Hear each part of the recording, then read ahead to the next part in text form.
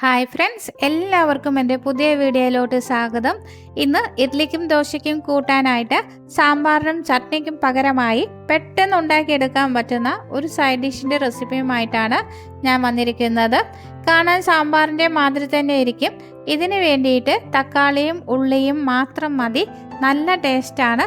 നമുക്ക് പെട്ടെന്ന് ഉണ്ടാക്കിയെടുക്കാൻ പറ്റുന്ന ഈ ഒരു കറി നിങ്ങളെല്ലാവരും ട്രൈ ചെയ്ത് നോക്കണം കേട്ടോ. ഇഷ്ടപ്പെടുകയാണെങ്കിൽ ലൈക്ക് ചെയ്യാനും ചാനലിനെ സപ്പോർട്ട് ചെയ്യാനും മറന്നു പോകരുതേ. എന്നാൽ നമുക്ക് വീഡിയോയിലോട്ട് പോകാം. ആദ്യം തന്നെ ഒരു കുക്കർ അടുപ്പിലേക്ക് വെക്കാം. ഇതിലേക്ക് 2 സവാളയുടെ 1/4 ഭാഗം വലുതായി കട്ട് ചെയ്തത് ഇട്ട് കൊടുക്കാം.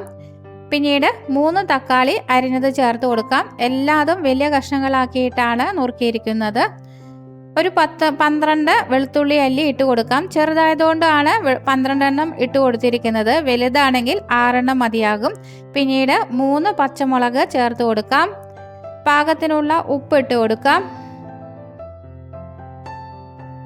ഇനി ഇതിലേക്ക് 1 കപ്പ് വെള്ളം ഒഴിച്ചു കൊടുക്കാം. ഇത് മുങ്ങത്തക്ക രീതിയിൽ വെള്ളം ഒഴിച്ചു കൊടുത്താൽ മതി. ഇനി കുക്കറിൻ്റെ അടപ്പ് വെച്ച് മൂടി വെച്ച് ഒരു വിസിൽ വരുന്നത് വരെ വേവിച്ചെടുക്കാം. ഇനി ഒരു പാത്രം അടുപ്പിലേക്ക് വെക്കാം. ഇതിലേക്ക് 1 ടേബിൾ സ്പൂൺ വെളിച്ചെണ്ണ ഒഴിച്ചു കൊടുക്കാം. നിങ്ങൾ ഏത് ഓയിലാണ് യൂസ് ചെയ്യുന്നത് അതെടുക്കാവുന്നതാണ്. എണ്ണ ഒന്ന് ചൂടായതിനു ശേഷം ഇതിലേക്ക് കുറച്ച് കടുകിട്ട് കൊടുക്കാം. ഒരു 1/2 ടീസ്പൂൺ ജീരകവും 1/4 ടീസ്പൂൺ ഉലുവയും കൂടി ഇട്ട് കൊടുക്കാം. മുഴുവനായിട്ടുള്ള ഉലുവയാണ് ഇട്ട് കൊടുത്തിരിക്കുന്നത്. ഇനി നേരത്തെ മാറ്റി വച്ചിരിക്കുന്ന സവാള ഉണ്ടല്ലോ, അതും കൂടി ഇതിലേക്ക് ചേർത്ത് കൊടുക്കാം. സവാള ചെറുതായിട്ട് മുറിച്ചിട്ടാണ് ചേർത്തിരിക്കുന്നത്. എല്ലാം കൂടി നന്നായിട്ടൊന്ന് വഴറ്റിയെടുക്കാം. ഇനി ഇതിലേക്ക് കുറച്ചധികം കറിവേപ്പില ചേർത്ത് കൊടുക്കാം. 2-3 വറ്റൽമുളക് ഇട്ട് കൊടുക്കാം. എല്ലാം കൂടി നന്നായിട്ട് ഇളക്കി കൊടുക്കാം. ഉള്ളിയൊക്കെ നന്നായിട്ടൊന്ന് മൂത്ത് വരണം.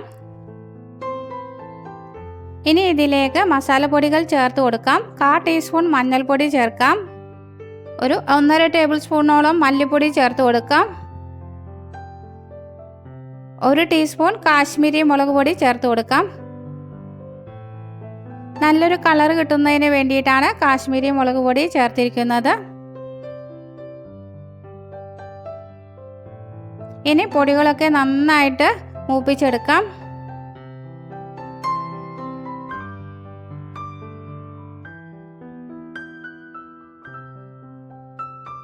ഇപ്പോൾ കുക്കറിൻ്റെ ഒരു വിസിൽ വന്നു കഴിഞ്ഞു. അതിൻ്റെ ആവിയൊക്കെ നന്നായി പോയതിന് ശേഷം മൂടി ഒന്ന് മാറ്റി നോക്കാം. ഇതിൽ കുറച്ച് വെള്ളം ഇരിപ്പുണ്ട്. തക്കാളിയും ഉള്ളിയും ഒക്കെ നമ്മൾ എടുത്ത ശേഷം ഒരു മിക്സിയുടെ ജാറിലേക്ക് ഇട്ട് കൊടുക്കാം.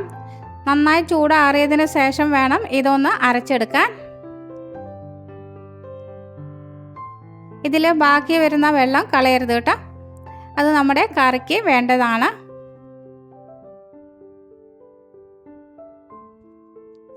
ഇത്രയും വെള്ളം ബാക്കി ഇരിപ്പുണ്ട്.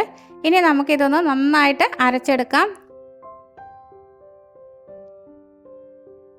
ഇപ്പോൾ അരച്ചു വന്നിട്ടുണ്ട്. ഇതേമാതിരി തന്നെ അരച്ചെടുക്കണം.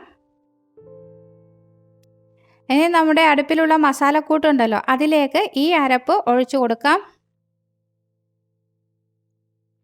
മിക്സി ജാറൊന്ന് കഴുകിയ ശേഷം ആ വെള്ളം കൂടി ഇതിലേക്ക് ഒഴിച്ചു കൊടുക്കുന്നുണ്ട്. എല്ലാം കൂടി നമുക്കൊന്ന് മിക്സ് ചെയ്തെടുക്കാം.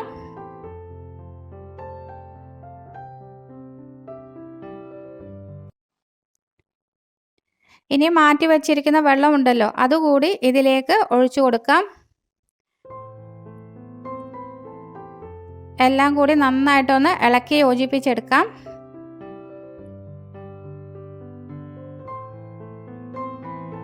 ഇനി ഇതിലേക്ക് അല്പം കായപ്പൊടി ചേർത്ത് കൊടുക്കാം. 1 ടീസ്പൂൺ സാമ്പാർ പൊടി ചേർക്കാം. സാമ്പാർ പൊടി ചേർത്ത് കൊടുക്കുകയാണെങ്കിൽ നല്ലൊരു ടേസ്റ്റാണ് കേട്ടോ. ഇനി നിങ്ങൾക്ക് താല്പര്യമില്ലെങ്കിൽ ഇത് സ്കിപ്പ് ചെയ്യാവുന്നതാണ്. എല്ലാം കൂടി നന്നായിട്ട് ഇളക്കി യോജിപ്പിച്ചെടുക്കാം. ഇപ്പോൾ ചാറ് നന്നായിട്ട് കുറുകിയാണ് ഇരിക്കുന്നത്. അതുകൊണ്ട് 1/4 കപ്പ് ചൂടുവെള്ളം ഒഴിച്ചു കൊടുക്കുന്നുണ്ട്. കുറച്ച് ലൂസായിട്ടാണ് നമ്മൾ ഇഡ്ലിക്കും ദോശയ്ക്കൊക്കെ സാമ്പാർ നല്ലത്. എല്ലാം കൂടി നന്നായിട്ടൊന്ന് ഇളക്കി യോജിപ്പിച്ചെടുക്കാം. ഇതിലേക്ക് ഒരു ചെറിയ കഷ്ണം ശർക്കര ചേർത്ത് കൊടുക്കാം. ഇനി ഇത് മൂടി വെച്ച് ഒരു 5 മിനിറ്റ് നേരം വേവിച്ചെടുക്കാം. അപ്പോൾ ചാറൊക്കെ നന്നായിട്ട് കുറുകിയിരിക്കും കേട്ടോ. ഇതൊന്ന് നന്നായിട്ട് ഇളക്കി കൊടുക്കാം.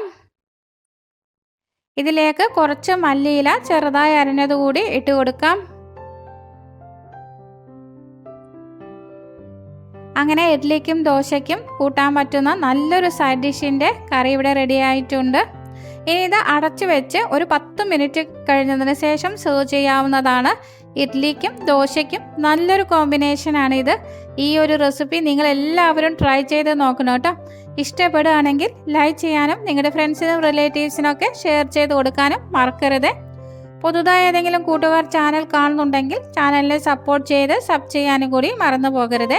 വലതുവശത്ത് കാണുന്ന ബെല്ലൈക്കൻ ക്ലിക്ക് ചെയ്ത് ഓൾ എന്ന് പ്രസ് ചെയ്താൽ മാത്രമേ ഞാനിടുന്ന അടുത്ത വീഡിയോയുടെ നോട്ടിഫിക്കേഷൻ നിങ്ങൾക്ക് ലഭിക്കുകയുള്ളൂ. അടുത്ത നല്ലൊരു വീഡിയോയുമായി വീണ്ടും കാണാം. Thank you for watching. Bye bye.